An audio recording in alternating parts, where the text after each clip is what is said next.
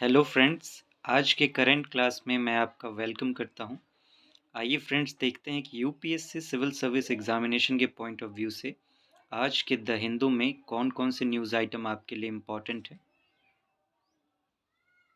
Friends, पहला ये आपके लिए इम्पोर्टेंट है, why is fiscal consolidation so important. ये आपको पूरा ही पढ़ना चाहिए क्योंकि इसमें बजट से रिलेटेड कुछ बेसिक टर्म्स दिए हुए हैं। बजट चैप्टर जो है आपका, उसमें आप जानते हैं कि फिस्कल डेफिसिट क्या होता है, बजट डेफिसिट क्या होता है, इस तरह के टर्म्स इस पर यूपीएससी क्वेश्चन भी पूछता है। तो इसमें आपको बेसिक्स फैक्ट्स भी और करंट फैक्ट्स भी कुछ कुछ मिलेंगे। तो ये आपको पूरा ही पढ़ना चाहिए, इसीलिए मैं कोई पर्टिकुलर पार्ट इसमें हाईलाइट नहीं कर रहा हूँ। फ्रेंड्स, मैं आपको दिखा देता हूँ ये पूरा।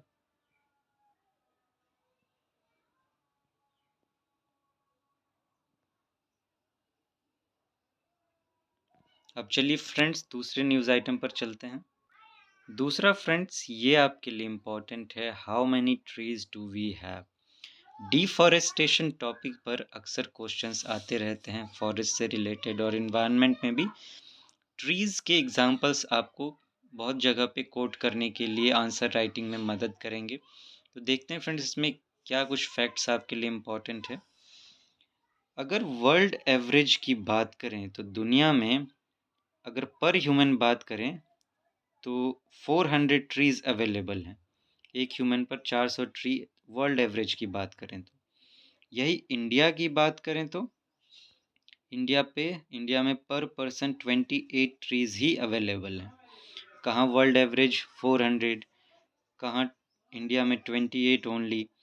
तो इस तरह से आप कंपेयर करके भी अगर इंडिया में मान लीजिए प्रॉब्लम दिखाया जाता है एनवायरनमेंट से रिलेटेड, तो ये एक बड़ा यूनिक फैक्ट है। आप इसको कोट कर सकते हैं कि इंडिया में पर ह्यूमन 28 ट्रीज़ ही है और दुनिया में वर्ल्ड एवरेज जो है 400 ट्रीज़ है।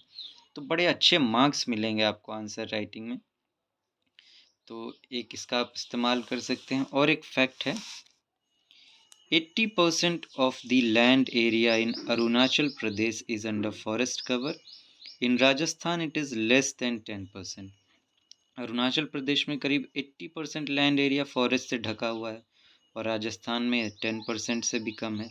तो पर्टिकुलरली इंडिया में अगर आपको डाइवर्सिटी दिखानी हो कि कहाँ तो एक तरफ बहुत सारे जंगल हैं, एक तरफ बिल्कुल ही नहीं है, तो एक इन्वायरमेंट में ये सब फैक्ट राइटिंग में आपके मदद करते हैं आंसर राइटिंग में। तो इसे भी आप एक यूनिक फैक्ट के रूप में लिख लें फ्रेंड्स। अब चलिए नेक्स्ट न्यूज़ आइटम पर चलते हैं। तीसरा ये आपके लिए इम्पोर्टेंट है friends, dusted Apollo sighted for first time in Himachal Chamba. Dusted Apollo ये एक बटरफ्लाई का नाम है। स्पेसीज पर यूपीएससी इन्वायरमेंट में अक्सर क्वेश्चंस पूछता रहता है। बटरफ्लाई पर भी उसने पहले क्वेश्चंस पूछे हैं। इसमें उसके पूछने का तरीका ये हो सकता है, ये प्रीलिम्स के एग्ज़ाम पॉइंट ऑफ व्यू से आपके लिए इम्पोर्टेंट है, इन्वायरमेंट का पोर्शन है। हो सकता है वो ये नाम दे दे डस्टेड अपोलो और आपसे पूछे कि ये क्या है, और नीचे कुछ स्पेसीज़ के नाम दे दिए जाएं कि कोई जानवर का नाम दे दिया गया, फिर बटरफ्लाई कोई लिख दिया गया कि बर्ड्स है, तो एनिमल बर्ड्स इस तरीके से कुछ 4 ऑप्शंस आपको दे दिए जाएंगे और पूछा जाएगा कि ये डस्टेड अपोलो क्या है, इसका टर्म देखिए। तो ये आप ध्यान में रखेंगे, जो डस्टेड अपोलो है ये एक बटरफ्लाई है। पहली पूछने के चांसेस क्यों हैं, क्योंकि पहली बार हिमाचल प्रदेश में इसको साइट किया गया है।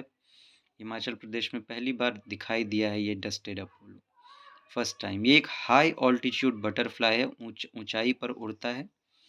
इसका जो डिस्ट्रीब्यूशन रेंज है वो है लद्दाख से लेके वेस्ट नेपाल तक, इस रीजन में ये पाया जाता है।